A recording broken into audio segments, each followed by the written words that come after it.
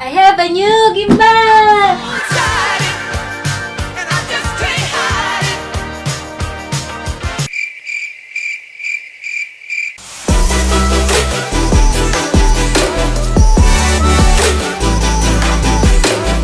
Hey everyone! It's me again, Diana, and today I'm gonna show you the newest gimbal of FeiyuTech. It's the AK2000. So let's unbox it.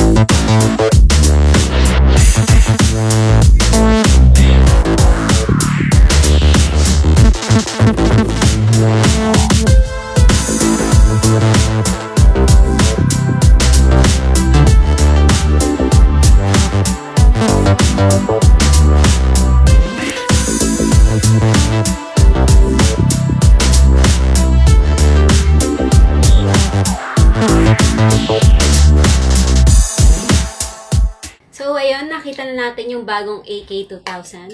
Ang unang-unang napansin ko sa kanya is the battery. Ayan. So, 4 na siya and iba na yung charger niya.